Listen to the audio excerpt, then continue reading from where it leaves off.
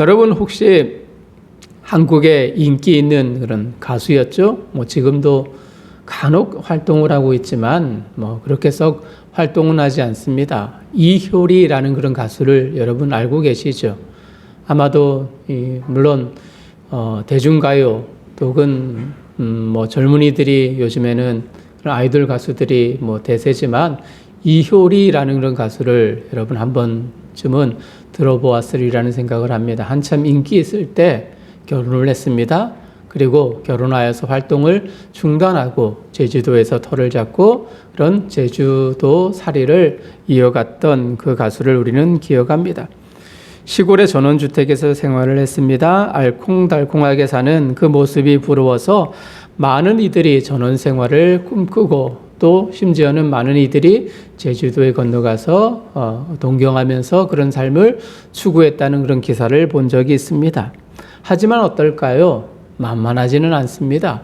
요즘에 귀농하여서 전원주택 살이를 하는 사람들도 많이 있지만 그러나 그 주변에 있는 농촌에 살고 있는 주민들과 화합하지 못하여서 또 그런 자기 이상과 더불어서 꿈 같은 그런 생활을 기대했지만 그것과는 다른 현실로 인해서 포기하고 다시 도심지로 올라오는 분들이 참 많습니다. 물론 도시에서 경험해 보지 못한 것들로 그것도 시간이 지나면 일상의 생활이 되곤 합니다. 보이지 않는 노력이 동반되어줘야 되겠죠. 많은 노력이 필요합니다. 우아한 모습으로 헤엄을 치는 백조를 여러분 보잖아요. 그러나 백조의 그 이면에는 물속에서 너무나도 많은 그런 헤엄을 치는 백조의 그런 다리를 여러분 기억하실 거예요.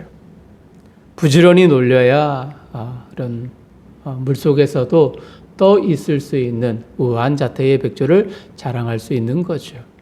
겉으로는 멋있어 보이고 화려해 보이지만 그 근저에는 많은 노력과 수고의 땀이 필요하다는 것을 우리가 느낄 수 있겠죠.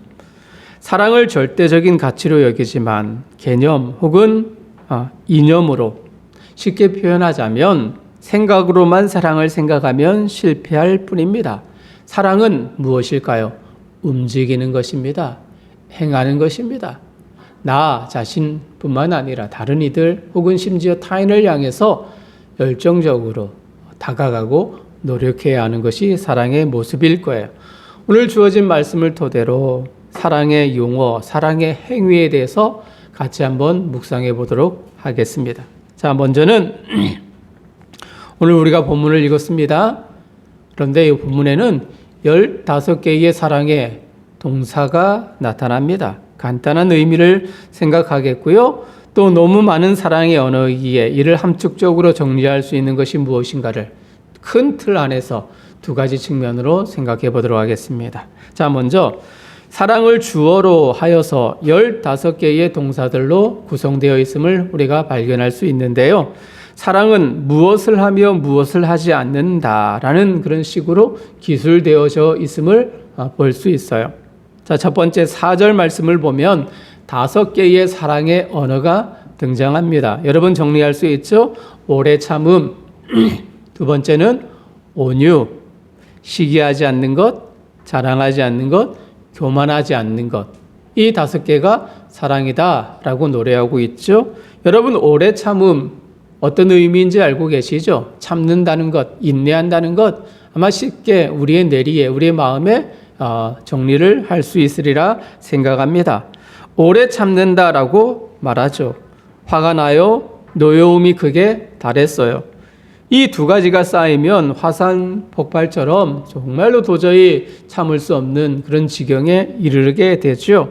휴화산처럼 인내하고 가라앉히는 것을 가리켜서 사랑이다라고 말합니다. 화를 내기 전에 마음을 가라앉히는 거죠. 즉흥적이지 않는다라는 이야기입니다. 이 자체를 사도 바울은 하나님의 감동과 은혜를 통하여서 사랑이다라는 용어로 정리를 했어요. 자, 두 번째 보면 온유라는 것이 있죠. 온유. 이 온유는 오래 참음보다 더 힘든 것입니다. 온유, 좀 더 확대하면 온유함이다라고 말할 수 있는데요. 해를 끼치는 사람에게 참는 것을 의미합니다. 나에게 해를 가하는 사람이 있어요? 그를 참을 수 있습니까? 참을 수 없겠죠. 힘들어요. 그러나 참는 것입니다. 더 나아가서 친절과 선을 베푸는 것을 가리켜서 온유다라는 것을 의미합니다. 참는 것 그 자체가 아니라 나에게 해코지 않은 그 사람을 향하여서 도리어 선을 베푸는 것을 가리켜서 온유다라는 의미인 거죠. 세 번째는 시기하지 않는다라고 이야기를 합니다. 다른 말로 바꾸면 어떤 의미가 될까요?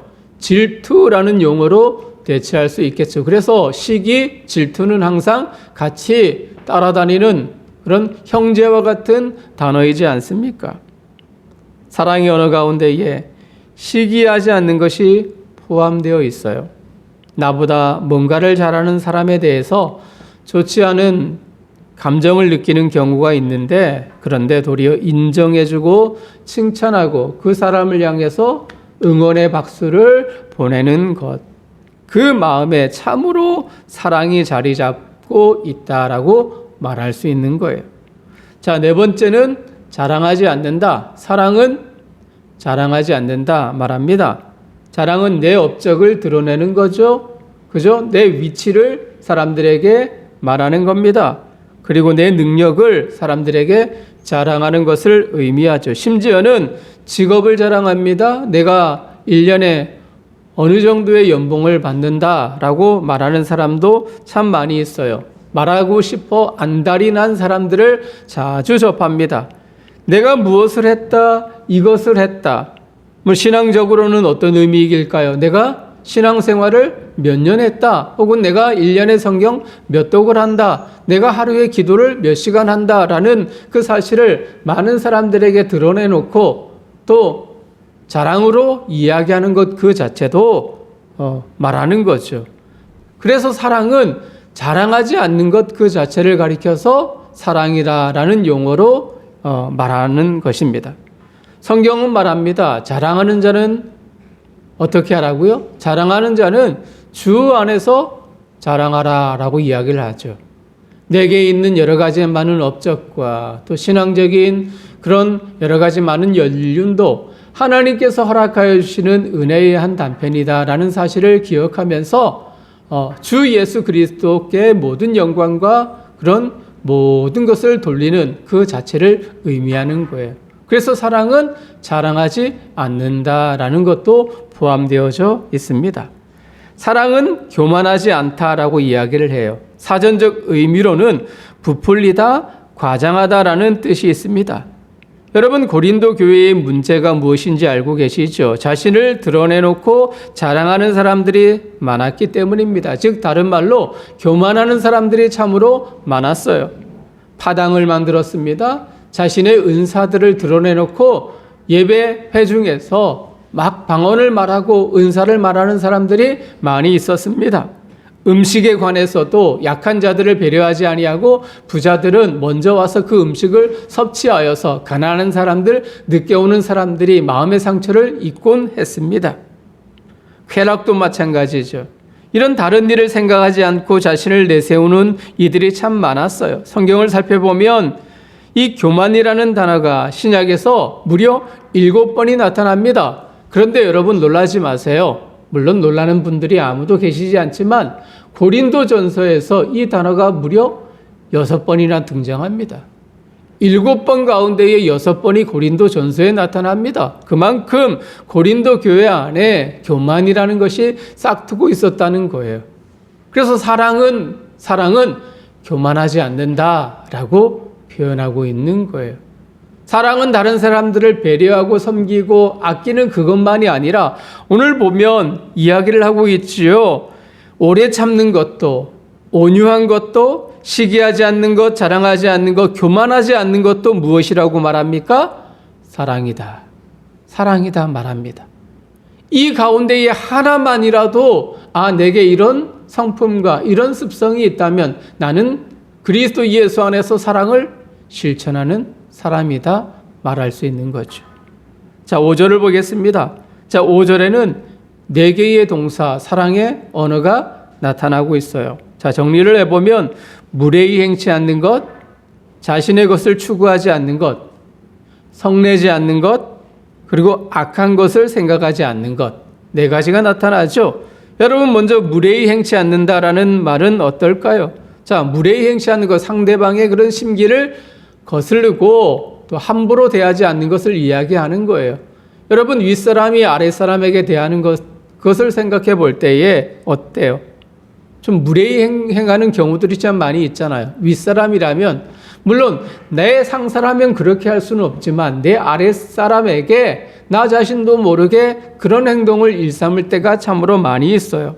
회사 생활하면 아랫사람이 그런 과장이나 부장님이 퇴근하지 않았는데 먼저 퇴근하겠습니다 말하고 벌떡 일어나는 사람들이 거의 없습니다. 함부로 말하거나 행동하지 못합니다. 도리어 말씀을 드렸듯이 아랫사람에게는 반대의 상황이 될 거예요. 그런데 부하 직원을 존중하고 사랑하는 것, 그들에게 친절을 베푸는 것이 무례히 행치 않는 것이다 말하죠. 여러분, 아이들에게도 똑같이 적용됩니다. 여성들에게도, 상대적으로 약자인 여성들에게도 똑같이 적용이 되어져요. 여러분, 뉴스를 통해서 보았듯이 아프가니스탄 여러 가지 많은 어려움들이 지금 봉착되어져 있어요. 그들을 위해서 기도해야 합니다. 그런데 가장 문제는 물론 무력으로 그들이 다스리려고 합니다만 가장 피해를 입는 사람이 누구였을까요? 바로 여성들이었습니다. 아이들입니다. 인권을 무시합니다. 무례히 행합니다. 약자들에게. 참 사랑은 약자를 배려하고 섬기고 친절을 베푸는 것이 오늘 성경에 하나님이 우리에게 교훈하시기로 무엇이라고 말합니까? 그것이 사랑이다. 자신의 것을 추구하지 않는다. 이것도 사랑입니다. 내 몫을 먼저 요구하지 말라는 이야기입니다. 요즘 사회, 세상, 경쟁의 세대 속에서 우리는 살아가죠. 그런데 이런 세대의 분위기 속에서 참으로 지키기 힘든 부분이 이것이지 않을까요? 내 권리와 의무를 당당히 요구하는 시대를 걷고 있기에 그러하겠죠. 그런데 이 말은 겸손과 낮아짐을 의미하는 거예요. 요한복음 12장에 25절, 26절 이하에 주님이 교훈합니다. 자신의 생명을 사랑하는 자는 잃을 것이요 말씀합니다. 주님의 교훈입니다. 소유의 의식에서 주님의 것을 먼저 생각하면 삶이 편해진다라는 말입니다.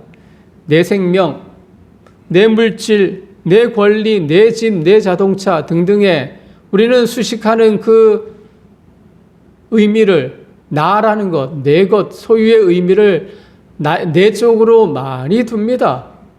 그러나 성경은 그것보다도 나의 것이, 내 것이, 이것이 우선이 아니라 주님의 것이다라는 것을 먼저 인정하라라는 이야기입니다.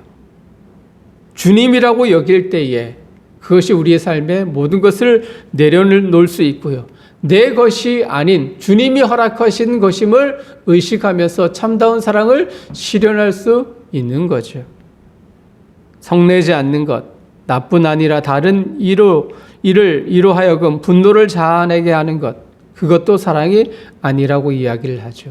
악한 것을 생각하지 않는 것, 의도성의 이야기죠. 선한 의도를 가지고 살아야 함을 뜻합니다. 이 모든 것도 사랑입니다. 6절을 보겠습니다. 6절은 두 개가 나타나죠. 불의를 기뻐하지 않는 것, 진리와 함께 기뻐하는 것. 여러분, 사실 6절 참 중요한 구절입니다.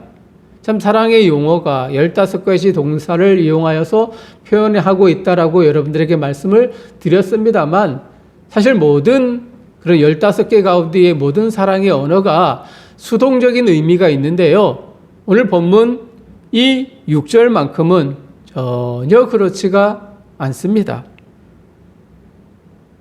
자, 불의라는 것은 의롭지 않는 생각, 행동이겠죠. 반대는 의로움이라는 말입니다. 좀 더 확대하면 진리에 속하는 거예요. 중요한 사랑의 언어입니다. 말씀을 드렸듯이 이것은 수동의 의미가 아니라 능동적인 언어이기 때문이에요. 사랑은 우리가 지금까지 생각하기로는 내가 약간 손해보는 것, 그죠? 남에게 양보하는 것, 남을 좀 더 배려하는 것, 이 수동적인 의미로 사랑이라는 단어를 우리가 생각을 했는데 이 특별히 6절 말씀을 보면은 그렇지 않아요. 불의를 기뻐하지 않는다라는 것은 자제하고 인내하는 것이지만 더불어 함께하는 진리를 추구하고 그것을 기뻐하는 것은 능동적이고 적극적인 사랑의 언어라는 이야기입니다. 사랑은 수동적이고 감내하는 것도 많지만 도리어 적극성을 보이는 것이 있단 말입니다. 그래서 진리를 왜곡하거나 사회의 정의를 끌어내리고 불의한 일에는 우리가 어떻게 해야 되겠죠? 대적하고 혹은 심지어는 폭력도 정당성이 인정된다는 이야기입니다. 하나님을 사랑하고 하나님을 예배하는 우리 진리를 사수하고 지키려는 이것이 침해를 당하거나 억압을 당할 때는 우리가 적극성을 발하여서 그 진리를 사수하고 때로는 폭력도 하나님이 인정한다는 거죠. 놀라운 것은 그것도 사랑의 일환이다라는 것으로 하나님이 말씀하고 있습니다. 이것이 사랑입니다. 15개의 동사로 이루어진 사랑의 언어 가운데 여러분 빠르게 진행되어졌지만 이미 우리는 11개를 살펴보았습니다. 어때요? 잘 정리가 잘 안 되죠? 너무 많기에. 너무 많아서. 그렇죠? 그리고 또 때로는 우리의 마음을 참 후벼파기도 합니다. 마음의 가책을 받지 않습니까? 참 떳떳하다면 내가 그리스도를 사랑하고 이웃을 사랑하는 그 일에 동참하고 있다는 것을 우리가 증명할 수도 있을 거예요. 그러나 그렇지 못한다는 것은 나 자신이 아쉬운 따름이죠. 왜? 이 말씀 안에서 정말 적극적인 사랑의 언어와 그런 삶이 내 마음속에 담겨져 있는데 그렇게 살지 못하는 그 이유로 인해서 행하지 못하는 이유로 인해서 마음이 찜찜할 수도 있을 겁니다. 그런데 이 모든 사랑은 그리스도 예수님의 성품을 드러내고 있어요. 자, 이제 남은 4개의 사랑의 언어를 보도록 하겠습니다. 앞에 11개의 사랑을 4개의 사랑으로 함축해서 나타내 보여주고 있습니다. 4개의 동사 똑같이 여러분 같이 수식하는 그 말이 등장하고 있는데 어떤 말이 등장하고 있습니까? 4개의 사랑의 언어 가운데에 똑같이 드러나는 것은 모든이라는 이 단어가 포함되어져 있어요. 그저 사랑은 모든 것을 참습니다. 모든 것을 믿습니다. 모든 것을 바랍니다. 모든 것을 견딥니다. 4가지죠. 자, 먼저 사랑은 모든 것을 참습니다. 견딤을 의미하죠. 이것은 인간관계에서 일어나는 것에 대한 참는 것을 의미합니다. 상대방의 잘못이나 또 혹은 허물을 덮어줄 때에 우리는 참는다라는 말을 사용하죠. 사람은 상대방의 잘못을 덮어주기보다 드러내어 말하는 것을 참으로 좋아합니다. 왜일까요? 다른 사람의 잘못을 지적하면 오히려 나 자신이 그 사람보다 더 우월한 위치에 있다고 믿기 때문에 그래요. 그래서 3355 사람들이 여성 4명이 모이면 절대로 한 사람이 화장실 가지 않는다라는 그런 웃자고 하는 이야기가 있잖아요. 한 사람이 없어지면 그 3사람이 그 한 사람 험담을 한다라는 그런 이야기가 있어요. 험담을 하고 깎아내리고 그러면서 오히려 나 자신이 그 사람보다 조금 우위에 있다는 것을 은근히 자랑하려는 그런 습성 때문입니다. 여러분 창세기 말씀을 보면 아담도 그랬어요. 아담의 변명에서도 볼 수가 있습니다. 먹지 말라 하나님이 명하신 그 실과 나무 열매를 아담도 먹었습니다. 하나님이 묻습니다. 그런데 아담은 정직하지 않았습니다. 이렇게 이야기했어요. 하나님께서 저에게 주신 그 여자가 내게 그 실과를 건네므로 내가 먹었습니다. 나는 잘못 없다라는 표현이었죠. 여자가 잘못됐다라는 것으로 그 잘못을 전가시키고 있는 거죠. 요한 웨슬레라는 감리교 창시자가 있어요. 자, 그분은 자녀를 잘 교육한 분으로 유명합니다. 그런데 사실 그 모든 공로가 요한 웨슬리보다는 그의 아내 수잔 웨슬리의 공이 더 컸습니다. 한 번은 웨슬리 목사님이 부인의 행동에 대해서 물었죠. 어떻게 당신은 똑같은 일을 20번이나 반복해서 아이들에게 가르칠 수 있습니까? 즉, 이 질문은 어떻게 자녀들에게 참을 수 있습니까? 라는 그런 질문이었어요. 그런데 대답은 이러합니다. 20번을 참았기에 아이가 이렇게 변할 수 있었지 않습니까? 이 이야기는 끝까지 변할 때까지 참았다라는 것을 의미합니다. 우리가 참는 이유가 목적은 분명합니다. 기대가 있고요. 변화될 것을 바라기 때문입니다. 하나님이 인간을 향해서 오래 참으시고 영원한 생명의 길로 우리를 인도해 주시고 우리에게 기쁨을 주셨습니다. 하나님은 참으셨어요. 우리를 향해서. 그래서 사랑은 참는 것입니다. 반복해서 견디는 것을 의미합니다. 사랑은 또한 모든 것을 믿는 것입니다. 모든 것을 바라는 것입니다. 같이 묶어서 생각할 수 있죠. 믿기 때문에 희망이 있는 겁니다. 믿기 때문에 자녀를 향해서 조금 모자라도 부족해도 자녀를 믿기에 기대와 희망이 있는 거예요. 일본의 성자라 불리는 가가와 도요이코라는 사람이 있습니다. 이 사람은 젊은 시절에 주님을 만난 후에 빈민굴에 들어갔어요. 그래서 가난한 사람과 혹은 심지어 몸을 파는 그 여인들을 친구로 삼아서 그들을 섬기는 일들을 했습니다. 생애를 다 바쳤어요. 한 번은 도박꾼이 와서 돈을 요구하자 그는 거절하지 아니하고 기꺼이 자신의 호주머니와 그 있는 것을 다 털어서 그에게 제공을 했습니다. 친구가 찾아와서 핀잔을 줍니다. 자네 너무나도 정말 멍청한 일을 했군. 도박꾼이 돈을 빌린다는 것은 돈을 달라는 것은 또다시 도박하기 위한 것인데 그 사실을 몰랐나? 이렇게 핀잔을 주었어요. 그런데 그는 대답합니다. 알면서도 속아주는 것, 믿어주는 것, 그것이 사랑이야. 세상은 늘 이용하려 합니다. 그런데 우리 주님을 생각해 보세요. 주님은 우리에게 속아주셨어요. 한 번입니까? 아닙니다. 두세 번. 베드로의 부인에서 할 수 있듯이 계속해서 부인할 것을 아시면서도 베드로를 사랑하셨고 품어주셨습니다. 심지어는 자신을 넘겨주어 기꺼이 십자가의 사랑을 완성하신 분이 우리가 믿는, 우리가 섬기는, 우리가 영원히 추종하는 주님이십니다. 우리는 주님의 사랑을 실천할 수 있어야 하겠죠. 사랑하는 자는 믿음이 깨어지는 상황에서도 소망이 있어요. 마지막으로 사랑은 모든 것을 견딘다 말합니다. 저를 무척이나 아끼는 사람이 있습니다. 약간의 불편함을 보이면 참 긴장하는 모습이 역력합니다. 먹는 것, 혹은 내가 자는 것, 숨 쉬는 것, 활동하는 것, 이 모든 것에 지장을 주지 아니하려고 편하게 쉬도록 늘 배려하고 아껴주는 사람이 있습니다. 마음, 육신, 모든 것을 제게 맞춥니다. 견디는 것이죠. 왜요? 사랑하기 때문입니다. 사랑하기 때문에. 사랑은 견디는 겁니다.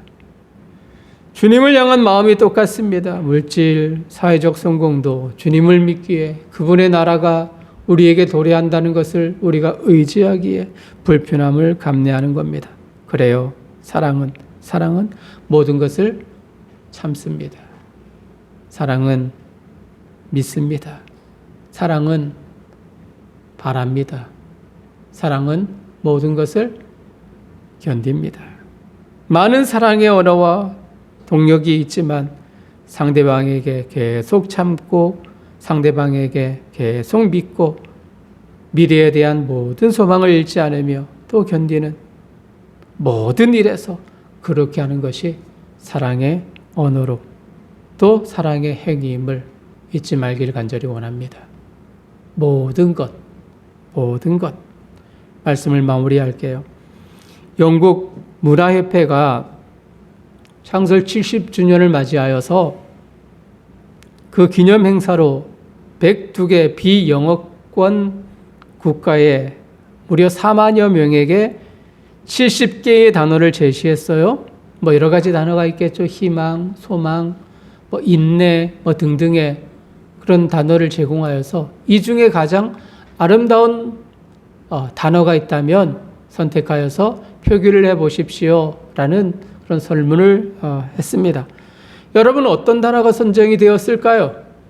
여러분 생각해 보십시오. 어떤 단어가 가장 인기가 있었고 소중하고 아름다운 단어일까? 여러분 생각해 보십시오.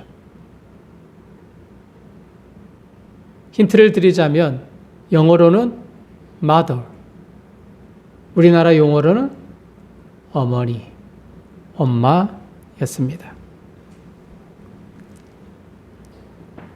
이 어머니라는 단어, mother, 이 단어 아이들도 좋아하죠? 어른들도 좋아합니다. 아니, 할아버지, 손자를 둔 할아버지도 이 단어를 싫어하지 않아요. 왜냐하면 그들에게도 어머니에 대한 그리움이 있으니까요. 남녀 모두가 좋아하는 단어입니다. 어머니는 본능적으로 자식을 사랑하는 모성애를 갖고 있습니다. 결국 사람들이 이 mother라는 이 단어를 1위로 뽑는 것은 어떤 연유일까요? 사랑 때문이다. 말할 수 있는 거죠. 행동하는 언어 그 자체가 바로 어머니니까요. 사랑의 언어 15가지가 우리가 살펴본 하나님의 말씀이지만 이 단어를 함축적으로 이야기하면 물론 4가지로 다시 한번 정리할 수 있다라고 이야기를 했고요. 그것을 하나 더 정리하자면 엄마, 어머니라는 단어로 정리할 수 있지 않을까. 왜요? 가슴속 내면 깊은 곳에서 사랑으로 품고, 사랑으로 품는다는 것을 얼마나 인내하고 참았을까요? 자녀를 향해서 얼마나 소망 가운데에 희망을 안고 살아갔을까요? 그것이 바로 하나님이 우리를 향한 그 사랑인 거죠. 설교 가운데 잠시 언급을 했었지만 미국의 대통령 바이든이 아프가니스탄에서 미군 철수라는 아주 큰 카드를 꺼냈습니다. 그리고 그 나라에서 미군이 떠났죠. 그리고 탈레반이 수도를 점령하여서 새로운 이슬람의 무장 세력이 카불을 덮었습니다. 우리가 우려했던 바처럼 많은 여성과 아이들이 위태해졌고요. 전해오는 소식들은 우리의 마음을 참 아프게 하고 우울하게 만듭니다. 자, 이를 두고 미국과 바이든을 욕하지만 물론 저도 그렇지만 어쩔 수 없습니다. 세상의 모든 나라들, 개인들, 그것은 자국의 이익들, 내 이익만을 추구하는 시대가 세상이 지금 우리가 살고 있는 시대입니다. 경제적인 이득을 바라는 거예요. 과거에는 왜 미국이 아프가니스탄을 도왔고 또 미국을 주둔시켰을까? 참 오래된 1990년도 초반부터 시작이 되어졌으니까요.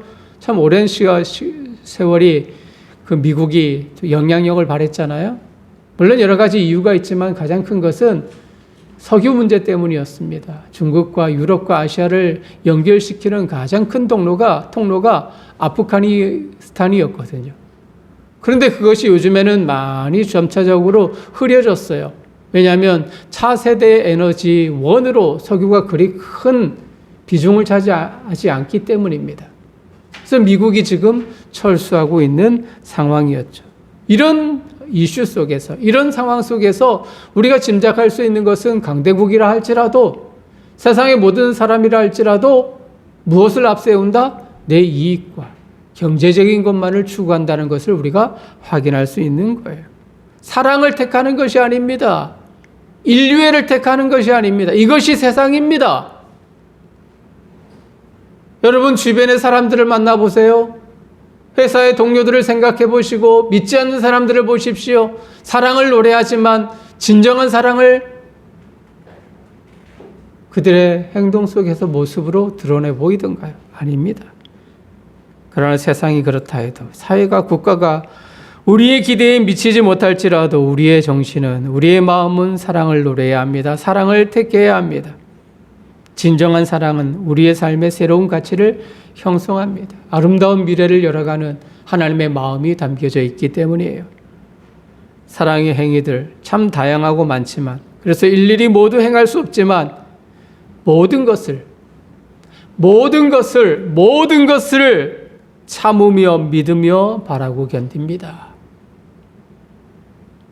그리고 사랑은 어머니와 같습니다.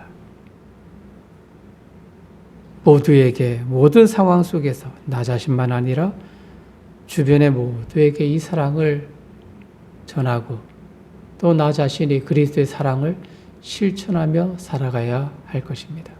여러분, 넓게 보지 마십시오. 작게는 우리 교회 안에서, 작게는 여러분의 가정에서, 부부 안에서, 자녀와의 관계 속에서 이 사랑을 노래하길 바랍니다. 모든 것을 참고 믿고 바라고 견딘다. 이 사실을 기억하면서 그리스도의 사랑을 가슴에 품고 오늘을 내일을 영혼을 사랑하는 늘 사랑의 모든 식구들 되시기를 주님의 이름으로 축복합니다. 기도하겠습니다. 하나님 아버지, 감사합니다. 나의 모습을 볼 때 초라하고 보잘것없지만 이런 나를 위해 십자가를 지신 것을 감사드립니다. 항상 마음의 문 밖에서 계시는 주님을 생각할 때마다 부끄러운 생각에 거절하고 싶지만 주님의 따뜻한 사랑이 느껴져 다시 주님의 품에 안깁니다. 날마다 주님의 사랑 안에서 삶의 첫걸음을 시작하게 하옵소서. 당신의 사랑으로 녹도록 사로잡아 주시고 죽음을 이기는 능력으로 간절히 간구하는 우리에게 사랑의 은사를 주옵소서. 예수님의 이름으로 기도드립니다. 아멘.